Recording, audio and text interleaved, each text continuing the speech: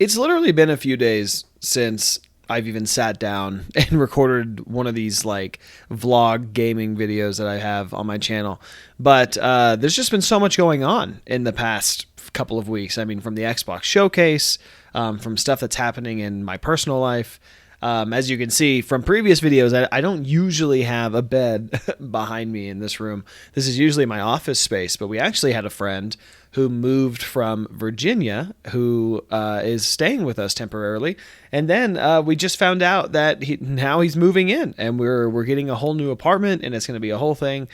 So we're going to have a 3-bed apartment after this, where the office space is going to be moved, and it'll be more kind of like the traditional old videos that I used to make. But I also kind of woke up and chose violence today, because usually I get a little bit more ready for these videos. And you can see I literally just woke up and I was like, today's the day. We're going to talk about Outer Worlds a little bit. I never wear my glasses because I hate my glasses. But no matter, I have a glasses appointment in a couple of days and I'm going to get new glasses. But this pair, hate them. I'm actually surprised I'm even putting them on video right now. But I've just gotten to the point where I just don't care anymore. But speaking of the Xbox showcase, they showed off a lot of Outer Worlds 2. Now, it's whether you think that Outer Worlds 2 should have been like the highlight of that final Xbox Direct. You know, maybe it shouldn't have, maybe it should have. I don't know what their plan is. I think it looked cool. I liked the first Outer Worlds. I liked it enough to talk about it here in a video. So I have some gameplay I'm going to throw up of Outer Worlds that I played fairly recently. I was doing some kind of achievement hunt stuff on it. And then I just wanted to kind of yap and just kind of give you some thoughts on what I feel about Outer Worlds and why it's kind of leading into my excitement a little bit for the Outer Worlds 2, because that game I think looks pretty neat, and it seems to be improving on some of the things that Outer Worlds 1 maybe lacked on. But it's hard to say because, you know, the game's not here yet, but it will be this year. Hence why I actually finished it. So I think that in Outer Worlds 1, I think the gameplay is pretty fun, and I think leveling up your character is really fun too. I think that's where I get most of my fun out of it is, the story stuff is okay, but running around and like shooting the enemies and then using the time dilation and then the different weapons that you have, like whether it's a science weapon or any other weapon you get in that game, just running around and doing all that stuff is really fun to me. It's very like Fallout coded, very Elder Scrolls coded in terms of the way you level up and things, which is very Obsidian of them. And I really enjoy just running around and doing that part of it. That's a really fun part of the whole experience for me. Outside of that, I do think some of the side quests are really good. Some of them are really fun just to kind of run through and do, although some of them do kind of like degrade and become like fetch quest kind of things that you end up doing, which is cool, I guess. But it did get to the point to where I was looking for side quests because there's a finite number of side quests in the Outer Worlds 1. And it got to the point where like I kept looking for more things to do. So I had to keep running into these different cities and trying to find people to get side quests from, because I just wanted more to do that wasn't the main quest, because I wasn't trying to complete the story like super quickly. I wanted to do as many as the side quests as I possibly could, which, speaking of which, like the reason that I even booted up Outer Worlds is because the second one is coming out. But I realized that when I started it, like back in, when did that game come out? Like 2019. So when I started it way back in like 2019, I actually never completed it. So I started it, I think 2 different times. So I started it once and I went through like Edgewater and did all the stuff and did a couple more missions outside of that. But after that first run, I stopped playing it for a little bit because it didn't really grab my attention fully, which is a shame, because it's good and I like Obsidian. I like what they make.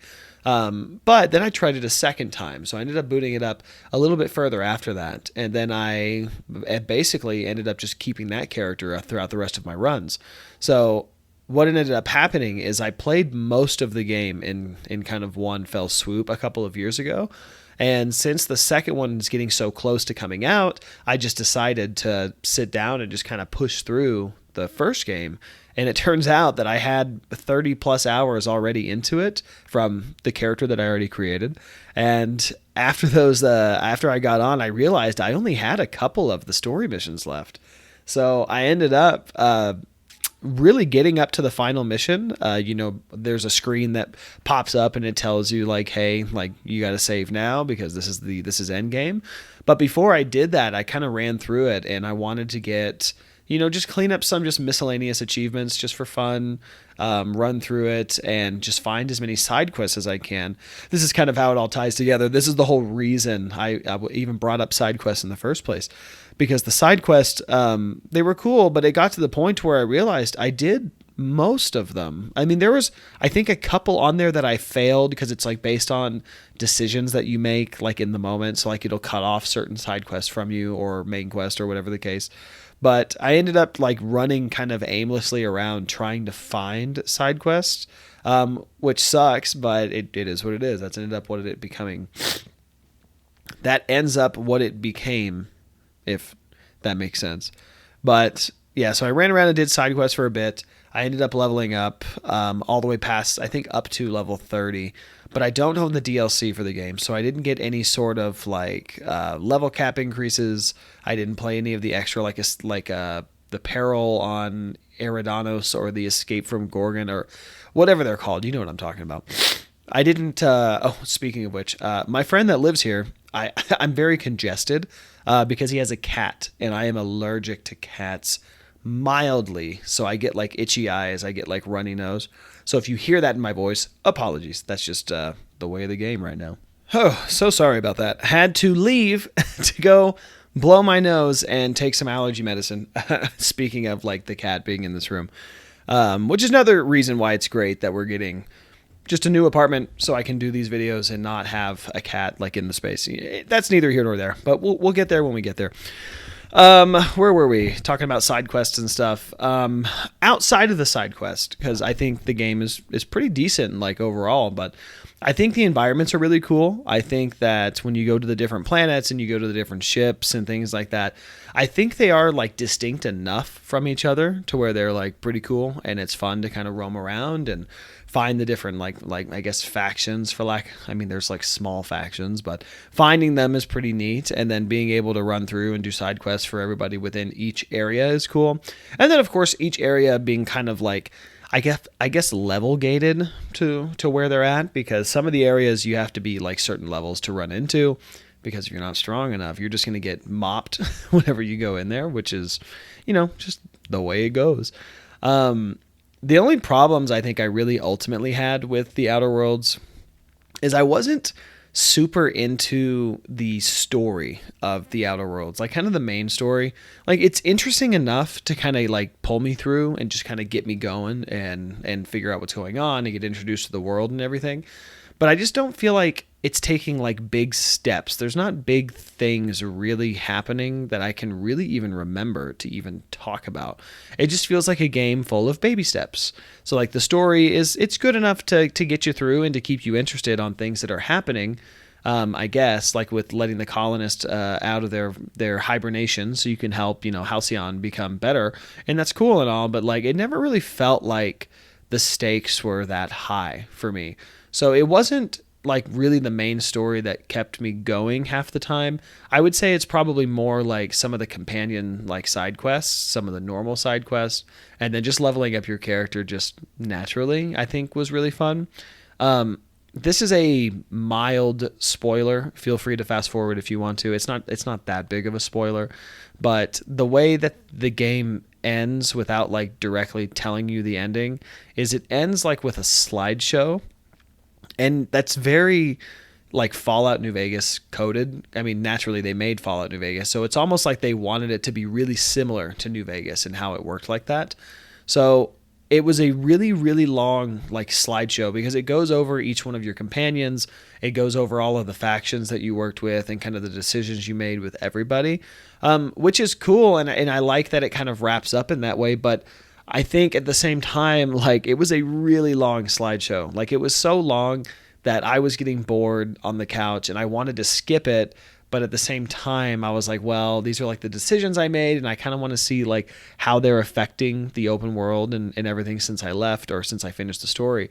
And it was just kind of like agonizing to sit through because it was so annoying to me, like just sitting there, like dealing with it. But it's a small thing, and for some people you probably won't even care. But it's just you finish the story, and I was like ready to kind of keep going and like explore more and do more things. But man, it just like stops you in your tracks, and it's like, hey, watch this for 10 minutes. It's like a 10-minute long slideshow. Another thing, I mean, in terms of if we're just talking like cons, it's not huge, but the environments are cool. I think they're distinct enough, which is great.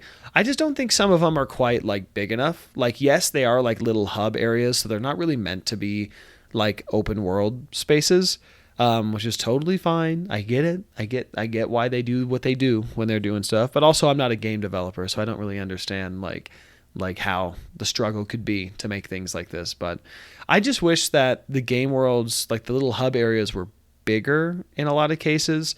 I wish that they were a little bit more dense as well, because there's a lot of moments where you're kind of running through the environments, and yeah, there's enemies there, but that's kind of it. And then a lot of the buildings are either associated to the main quest or side quests. So using them for anything other than a main quest or a side quest, like it's kind of null and void. So like there's a lot of areas in like Edgewater where like there is like clusters of buildings, but there's like nothing there. So it's like maybe 6 buildings to look like a little street block, and then there's enemies kind of littered outside that you end up like, you know, having firefights with. And the firefight part is fine, but then once you kill them all and kind of loot their bodies, like the buildings are just there for show. There's not really anything else there that's like interesting enough to kind of keep you around. So it's like, I wish the environments were bigger. Sure, like it'd be cool if they were bigger. It'd be cool if they were even the same size as they are now, but they were like more dense. There's just more things there to see, more things to maybe do, even if it's just like little things. Like, I'm not asking for a lot. Like, you know, maybe there could be little mini games within the cities. Like, that could be cool. Like, what if you wanted to, I don't know, play poker? You wanted to play like a blackjack game, or like do like darts, like a la like GTA like 4, how they had all the little mini like side stuff like all around the map. Like stuff like that like would be kind of cool. Like, it doesn't even have to be crazy. Like even Fallout New Vegas had, I think Caravan was like the card game that if you wanted, you could go into little cities and little towns and you can play it with people. And that was cool. Even though I didn't play it all that much, but I did play it from time to time. I just think that Outer Worlds is great, and I think that Outer Worlds just needed just a few more things to be like even better for me. But as a whole, I think it's a really fun game. Like, I would probably give it a solid like 7 out of 10. If I'm out here rating games, but this is meant to be more like game vlog / impression kind of thing, just kind of yap, just to give me an outlet to yap about games. You understand? So, yeah, so Outer Worlds is great. And since they announced the Outer Worlds 2, and based on just what I've seen so far, it looks really promising, albeit we are like 6 years after the release of the original game. So it's like, wow, I really hope, I really hope that it's a lot better. There's some things that look kind of samey. Like, it still looks like they're doing like hub world kind of things. I just really hope that they're just a little bit better, in my opinion. But I'd love to know your thoughts on Outer Worlds 1. Are you excited for Outer Worlds 2? I'm excited for Outer Worlds 2. I mean, I have Game Pass, so I'll try it like whenever it drops on day 1. But I'm curious, are you guys going to play it? Did you watch the Xbox Showcase? And what did you think about the Xbox Showcase? Just to keep it quick and brief, the Xbox Showcase for me wasn't crazy this year. Like, I expected some like big like name drops, like a la like Halo. I thought we were going to get bigger things, but from what we got, like, it was good. It just wasn't as good as I was hoping it was going to be. But anyway, love to hear your thoughts in the comment section down below. That'd be really cool. But otherwise, thanks for sticking around to the end of this video. If you made it this far, do the whole like and subscribe thing if you're into stuff like this, and I'll see you guys in the next one. Bye-bye.